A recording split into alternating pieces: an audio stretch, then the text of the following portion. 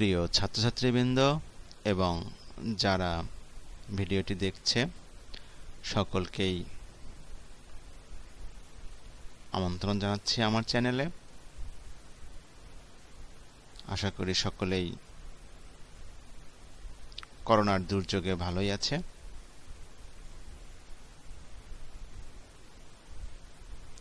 আজকে আমি DC network সমাধানের বিভিন্ন থিওরেমের মধ্য থেকে একটি থিওরেম নিয়ে আলোচনা করব। সেই থিওরেমটি হচ্ছে সুপারপজিশন থিওরেম। এটি আমার সুপারপজিশন থিওরেমের উপর দ্বিতীয় লেকচার। আমি প্রথম টিউটোরিয়ালে সুপারপজিশন থিওরেম দ্বারা কিভাবে নেটওয়ার্ক সমাধান করে তার তাত্ত্বিক বিষয় আলোচনা করেছি বা তাত্ত্বিকভাবে বোঝানোর চেষ্টা করেছি। সেই ভিডিওটি দেখলে সমাধান পদ্ধতি সম্পর্কে ধারণাটি ক্লিয়ার হবে। আজকে আমি আর সেদিকে যাব না। আজকে আমি সরাসরি একটি প্রবলেম বা নেটওয়ার্ক সমাধান করে বুঝিয়ে দেওয়ার চেষ্টা করব। এখানে একটি নেটওয়ার্ক দেখতে পাচ্ছি। এখানে দুটো সোর্স আছে, একটা হচ্ছে ভোল্টেজ সোর্স, একটা হচ্ছে কারেন্ট সোর্স। এখানে বলেছে যে 4 ওহম শাখার কারেন্ট ও দিক নির্ণয় করো। এখানে একটা নির্দিষ্ট করে শাখা বলেছে, আবার অনেক সময় বলে যে প্রত্যেক শাখার কারেন্ট ও দিক নির্ণয় করো। তাহলে সুপারপজিশন থিওরেমের যে কাজটা হচ্ছে, যতগুলো সোর্স থাকবে আমাদের ততগুলি মিশ্র সার্কিট হবে। অর্থাৎ আমরা বেসিক সার্কিট সলিউশনে যে মিশ্র সার্কিট সমাধান শিখেছি, এটাও তাই।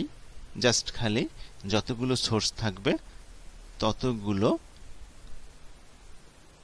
সোর্স নিয়ে আমাকে পৃথক পৃথকভাবে সমাধান করতে হবে। এখানে ভোল্টেজ সোর্স হবে হচ্ছে যখন বিবেচনা করব তখন অন্য সোর্সগুলো কারেন্ট সোর্স হলে ওপেন হবে, ভোল্টেজ সোর্স হলে শর্ট হবে। আবার যখন ভোল্টেজ আরেকটা সোর্স ব্যবহার করব, অনুরূপভাবে নিয়ম অনুযায়ী অপর সোর্সগুলো ভোল্টেজ সোর্স হলে শর্ট হবে, কারেন্ট সোর্স হলে ওপেন হবে। তো এখন আমি সমাধানে যাই। সমাধানে এখানে তাহলে প্রথমে আমি 10 ভোল্ট সোর্স বিবেচনা করেছি, ফলে 10 ভোল্ট সোর্স থাকবে। আর যেহেতু অন্য কোনো সোর্স নেই, একটাই সোর্স আছে কারেন্ট সোর্স, সেজন্য সেটা সরাসরি ওপেন হয়ে যাবে। ওপেন করে দেওয়ার পরে আমাদেরকে কাজ হবে, তাহলে থাকলো কি একটা সোর্স। এই সোর্সের সাপেক্ষে আমরা বিভিন্ন শাখার কারেন্টের নাম ও দিক ধরে নেব। যেহেতু এখানে যতগুলো সোর্স ততগুলো সার্কিট সমাধান করতে হবে, এই জন্য কারেন্টের যে শাখায় যে নাম দিব অন্য সোর্সের ক্ষেত্রে ওই শাখাতে ওই কারেন্টের নামই আমরা ব্যবহার করার চেষ্টা করব। তাহলে আমাদেরকে পরে ফাইনালি যে কারেন্ট মান সেটা বের করা ইজি হবে। শুধু পার্থক্য দিব কিভাবে? প্রাইম দিয়ে বা ড্যাশ দিয়ে।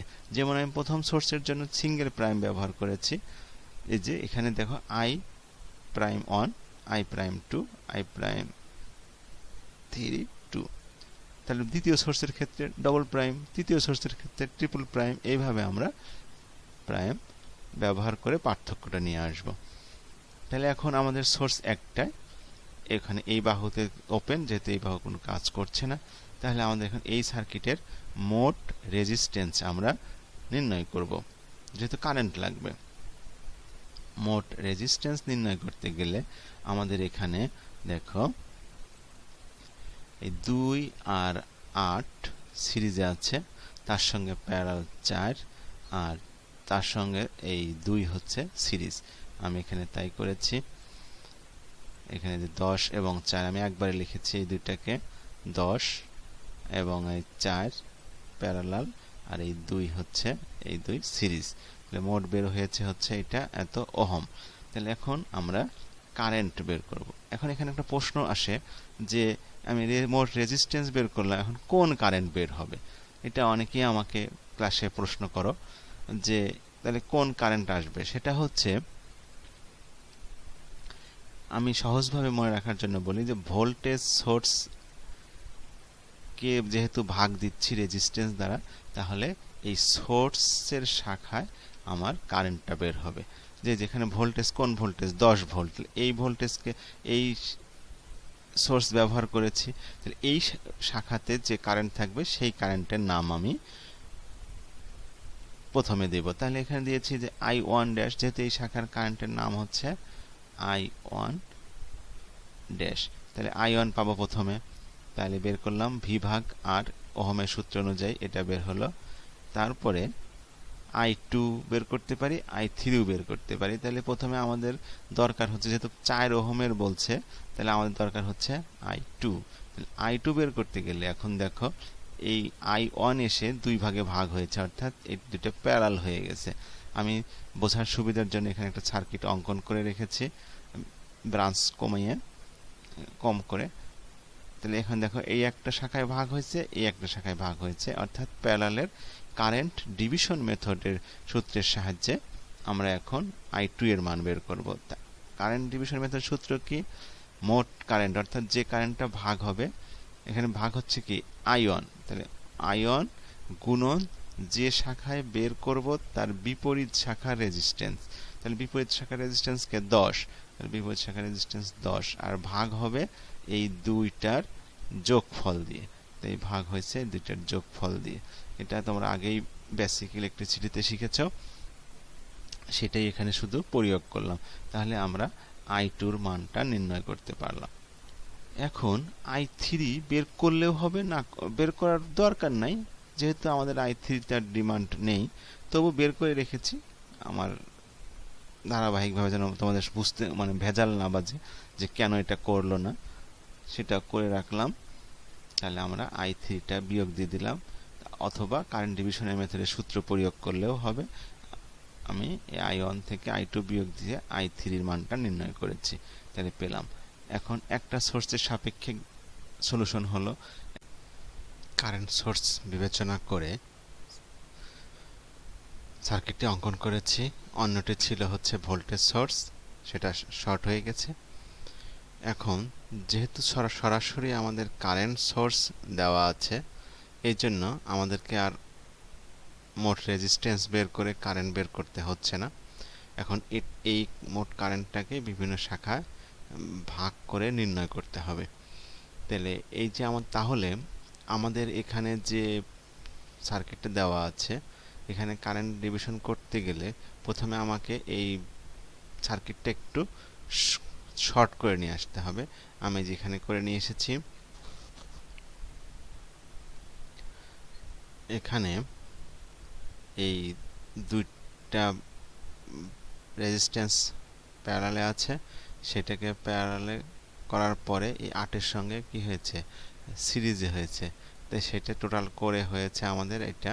তাহলে এখন হয়ে গেল দুটা বাহু প্যারালালে চলে আসলো। তাহলে আমরা এই কারেন্টটাকে প্যারালালে কারেন্ট ডিভিশন মেথডের সাহায্যে ভাগ করতে পারবো। এই জন্য সার্কিটটাকে রিঅ্যারেঞ্জ করে নিয়েছি। এখন তাহলে আমাদের এই 9.3-তে অর্থাৎ 8 ওহমের নাম দিয়েছি কি I'3 বা double prime I3 double prime. তাহলে সেটার কারেন্টের নাম বের করলাম।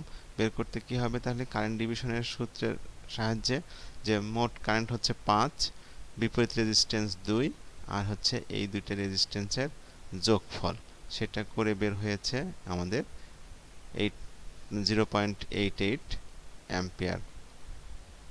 এখন আমাদেরকে বের করতে হবে, আবার আমাদের পূর্বের সার্কিটে চলে আসি। তাহলে এই I3 এর মান পেলাম, এখন আমাদেরকে বের করতে হবে I2 ডাবল প্রাইম। তাহলে এখন এটা হচ্ছে I3 ডাবল প্রাইমটা হচ্ছে কারেন্ট ডিভিশন মেথডের সূত্রে ফেলতে গেলে মোট কারেন্ট। তাহলে মোট কারেন্ট হচ্ছে I3 ডাবল প্রাইম গুণন বিপরীত রেজিস্ট্যান্স, বিপরীত রেজিস্ট্যান্সকে 2 দিলাম, 2 গুণন 2 ভাগ হচ্ছে এই দুইটা রেজিস্ট্যান্সের যোগফল, ভাগ দিলাম। তাহলে আমাদেরকে বের হলো হচ্ছে 0.29 অ্যাম্পিয়ার। তাহলে I2 পেয়ে গেলাম। এখন I1 আমাদের I1টা বের না করলেও হবে, তবু আমি সুবিধার জন্য I1টা বের করে রেখেছি।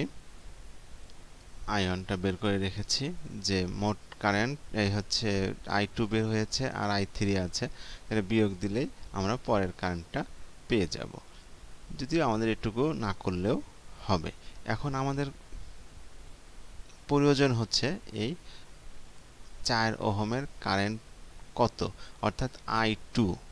এখন আমরা I প্রাইম টাইম দিব না, সরাসরি I2 কত হবে সেটা বের করব। এখন I2 বের করতে গেলে আমাদেরকে দেখতে হবে যে দুইটা সোর্সের জন্য কারেন্টের ডিরেকশন একই না বিপরীত।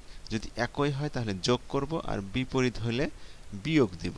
বড়টা থেকে ছোটটা বিয়োগ দেব এবং বড়টার যে ডিরেকশন সেই ডিরেকশনটা আমরা মেনে চলব। তাহলে এখন এখানে দেখি, আমরা প্রথম সোর্সে চলে যাই। তাহলে এই যে এখানে কারেন্টের সোর্স কি আছে, এখানে কারেন্ট সোর্স আছে ডাউন অ্যারো, অর্থাৎ নিচ দিকে। ভোল্টেজ সোর্সের দেখলাম নিচ দিকে, তাহলে কারেন্ট সোর্সে কি আছে, নিচ দিকে। তাহলে দুটারই ডিরেকশন সেম, তাহলে হবে কি যোগ। তাহলে আমরা এখন সেটাই করেছি। তাহলে যে I2 সমান সমান I2 সিঙ্গেল প্রাইম যোগ I2 ডাবল প্রাইম, সরাসরি যেটা হয়েছে সেটাই হচ্ছে আমাদের 4 ওহম শাখার কারেন্ট। এটাই আমাদের কাঙ্ক্ষিত উত্তর। আশা করি তোমাদেরকে অঙ্কটি বোঝাতে সক্ষম হয়েছি। ভিডিওটি মনোযোগ দিয়ে দেখে থাকলে অশেষ ধন্যবাদ। আর যদি মনে করো যে সাবস্ক্রাইব করে রাখবে, করে রেখো। সকলেই ভালো থাকো। Safety first. Thank you very much.